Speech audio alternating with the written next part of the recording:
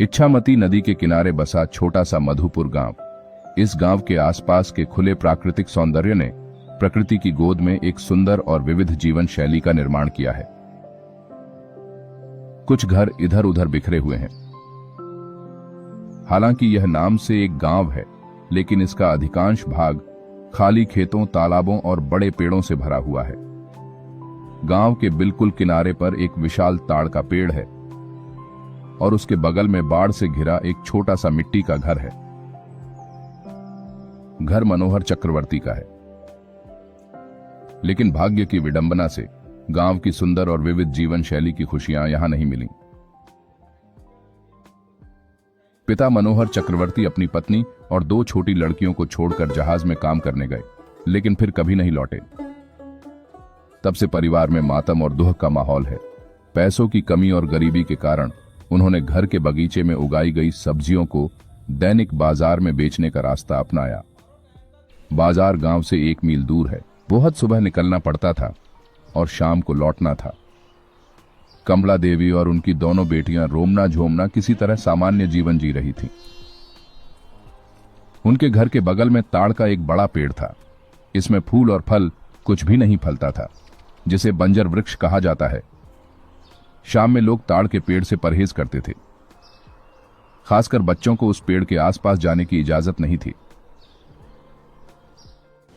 लोगों का मानना था कि शाम ढलते ही उस ताड़ के पेड़ से कुछ नीचे उतरता है। एक पैर वाला बहुत ही भयानक भूतिया जीव। गर्मी का मौसम था, काल बैसाखी का समय। चारों ओर घने बादल छाए हुए हैं। तूफान उठ खड़ा हुआ है।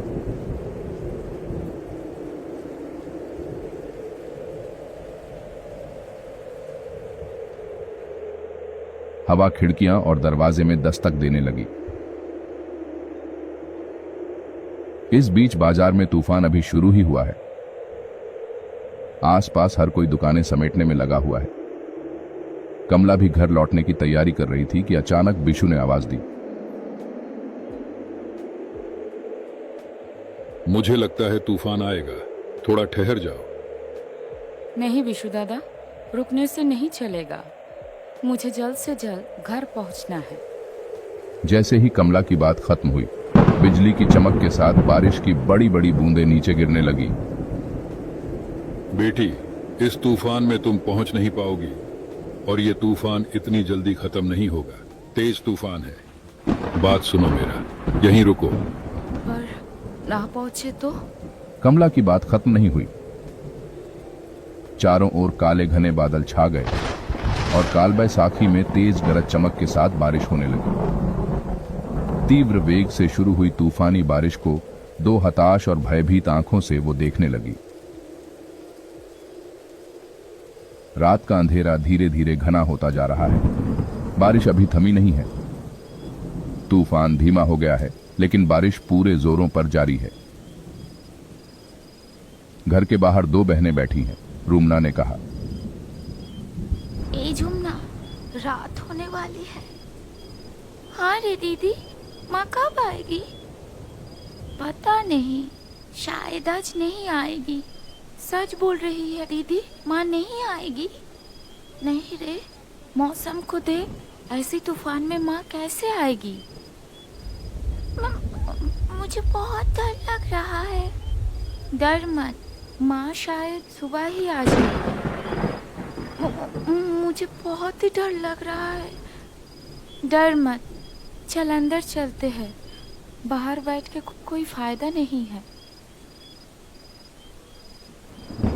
दोनों बहनें अंदर चली गईं और दरवाजा बंद कर दिया। बाहर अभी भी हवा चल रही है। बारिश की रफ्तार के साथ रात का अंधेरा बढ़ने लगा है।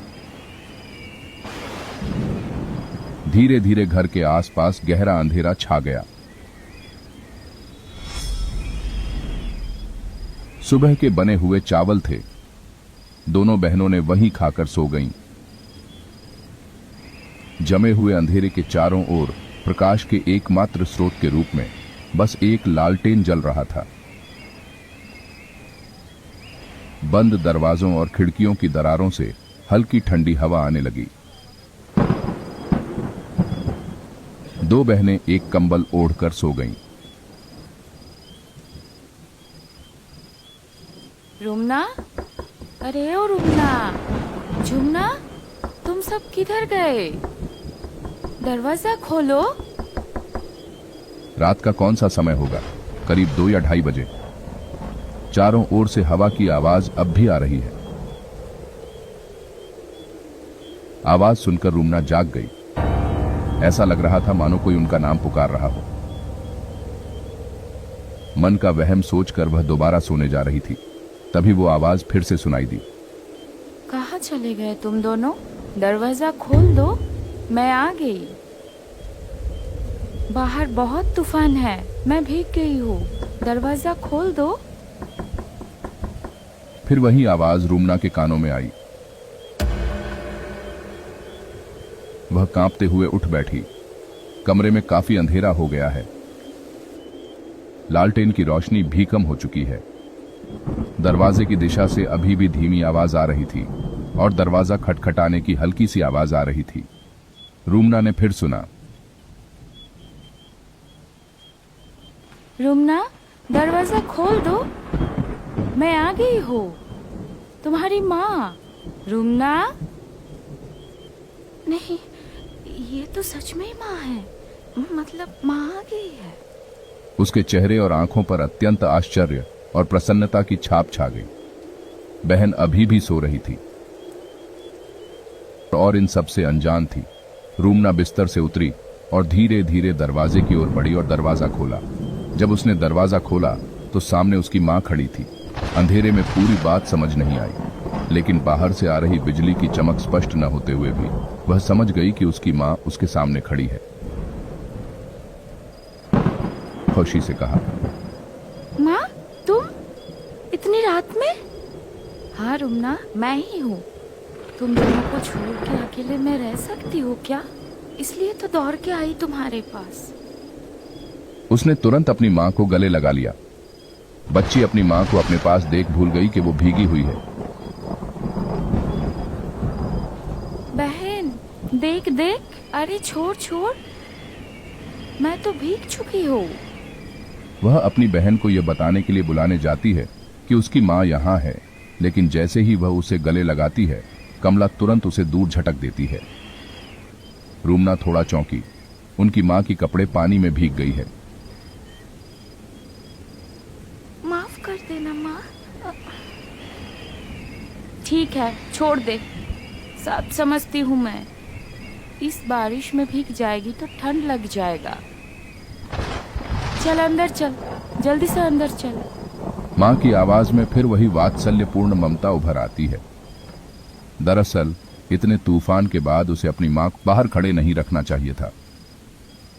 दरवाजा बंद करके अंदर आ जा, बारिश भी बढ़ चुकी है। हाँ माँ, चलो। फिर रुमना अंदर से दरवाजा बंद कर देती है। घर के अंदर कीचड़ न हो जाए, इसलिए कमला देवी टोकरी छोड़कर गीले कपड़े बदलने के लिए रसोई में चली गईं। रुमना अपनी माँ से पूछती है, माँ, बत्ती की रोशनी कम हो चुकी है, मैं मिट्टी का तेल डाल दूं क्या?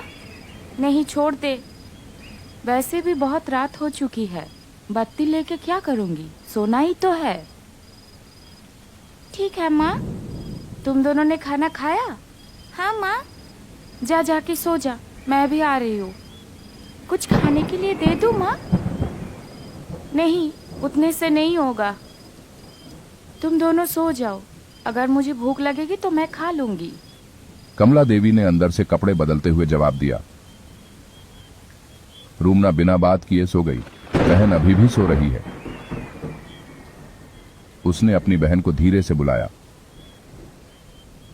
ये झुमना, झुमना, माँ आ गई है, पता है तुमको? झुमना ने नींद भरी आवाज में उत्तर दिया। माँ, कहाँ है दीदी? ये लो, मैं आ गई हूँ। माँ। कमला देवी आकर बिस्तर पर सो गईं। झुमना नींद में अपनी मां से लिपट गई। फिर वो दीदी की तरफ मुंह फेर कर सो गई। मैं पीठ सहला देती हूँ, तुम सो जाओ। बहुत समय बीत गया। बारिश रुक गई है। बाहर से मेंढकों की आवाज आ रही है और झुमना अचानक असहज महसूस करने लगती है। उसने आंखें खोलीं। उसके चेहरे और आंखों पर दर्द का एक अजीब सा भाव उभर आया। उसने धीरे से दीदी को जगाया। क्या हुआ? क्यों बुला रही है? हे दीदी, पीठ बहुत दर्द हो रही है। माँ को बोलना पीठ सहला देने के लिए। झुमना नींद में कमला देवी को बुलाने जाती है। तभी अचानक एक भयानक दृश्य देखकर वह चौंक जाती है। अपनी आंखों के सामने एक भयानक दृश्य, अजीब, बदसूरत और भयानक एक प्राणी अपने लंबे तेज कांटों जैसे जीभ के साथ लगातार उसकी बहन की पीठ को चाट रहा है।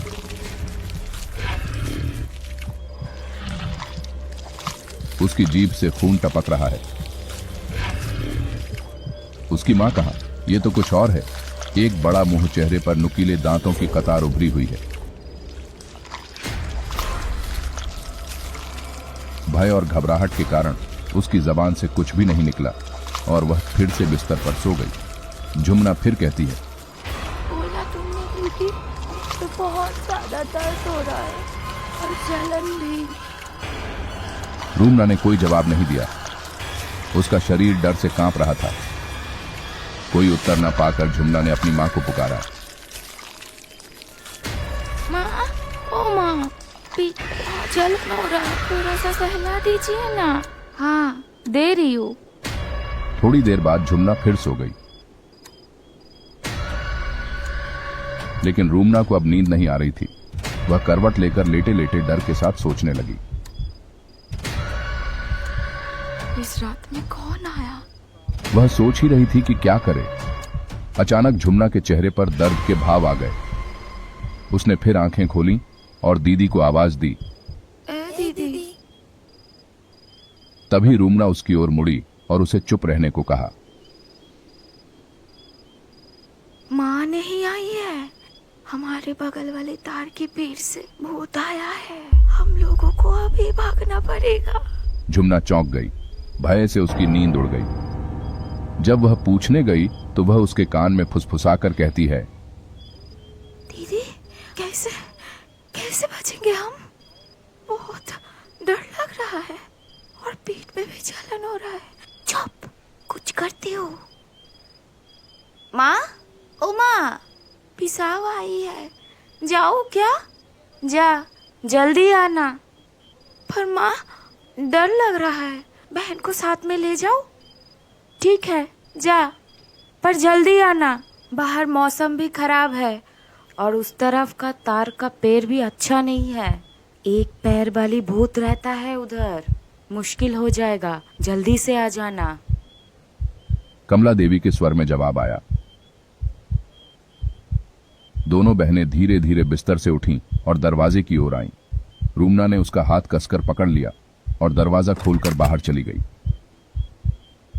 फिर धीरे धीरे दरवाजे पर कुंडी लगाते ही दरवाजे में एक हल्की सी आवाज हुई। तुरंत अंदर से एक तेज खून जमा देने वाली चीख निकली। तुमने मुझे बंद कर दिया, बदमाश बच्चे। खोल खोल, जल्दी से खोल, वरना तुम दोनों की गाल मरोड़ दूंगी। भाग, जल्दी भाग बहन, जल्दी भाग। दीदी, मेरा पीठ बहुत दर्द हो रहा है। भाग भाग, जल्दी भाग, भाग जल्दी, भाग भाग, जल्दी भाग। इतना कहकर दोनों बहनें तेज गति से भागने लगीं।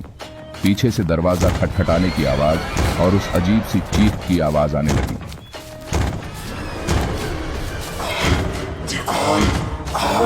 रुक जा, रुक जा।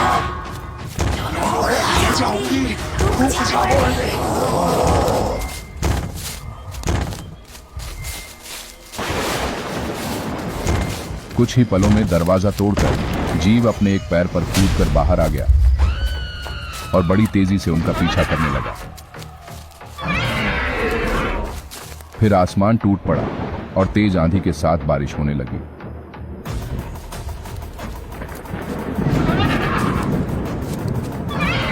दोनों बहनें बारिश की परवाह न करते हुए तेजी से दौड़ने लगी।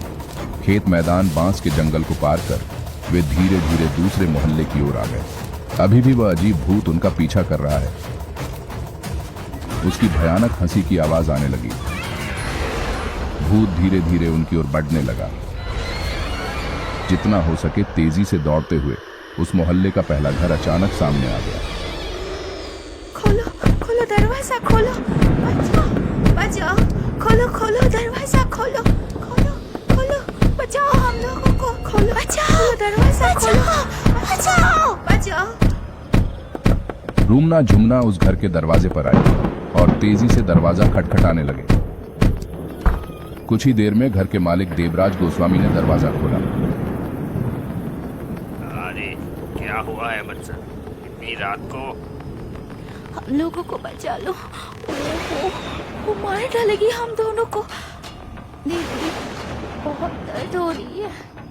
तभी झुमना रुमना के कंधे पर बेहोश हो गए। देवराज बाबू ने बिना देर किए जल्दी से उन दोनों को अंदर ले लिया और दरवाजा बंद कर दिया।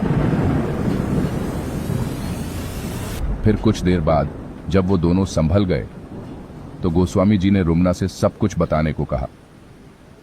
उधर गोस्वामी जी की पत्नी झुमना को संभाल रही थी। रुमना धीरे धीरे गोस्वामी जी को सब कुछ बता देती है। सब कुछ सुनने के बाद देवराज बाबू ने कहा, भगवान की अशेष कृपा है, तुम लोग बच गए। तुम्हारे घर के पास वाला पेड़ अच्छा नहीं है। गांव का एक पैर वाला भूत वहां रहता है, जिसका मुंह बहुत बड़ा है और उसके मुंह से एक बहुत लंबा जीभ बाहर लटकता रहता है और बच्चों की तरफ उसका नजर रहता है। अगर कोई अकेला मिल जाए तो उसको उठाकर लेके चला जाता है। अभी रहने दो वो सब बातें, तुम्हारी माँ जब आएगी तब कुछ बंदोबस्त करेंगे। रात बीत रही थी, तूफान रुक जाता है। गोस्वामी जी और उनकी पत्नी दोनों को अपने पास ही सुला देते हैं।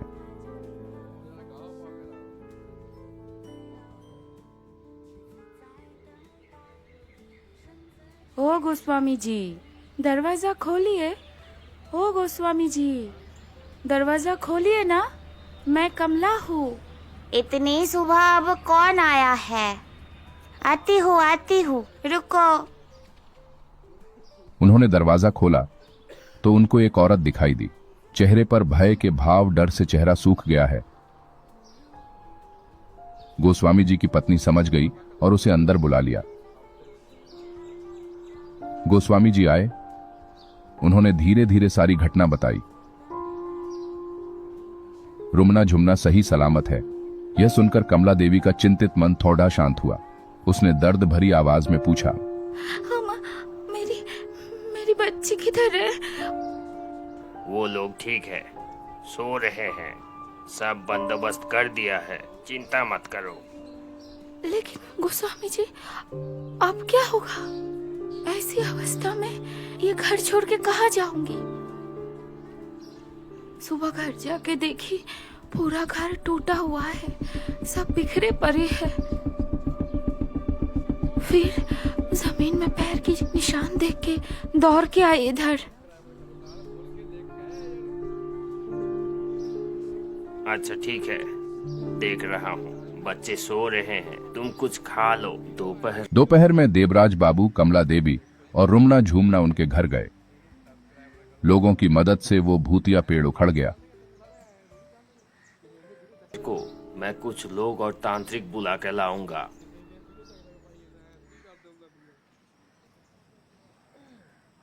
और पड़ोस के गांव के एक तांत्रिक ने उस स्थान पर यज्ञ किया और कहा, इस जगह को मैंने मंत्रों से बंधन कर दिया है और चिंता की कोई कारण नहीं है। कुछ दिन बाद यहाँ अच्छे से सब्जी लगाना।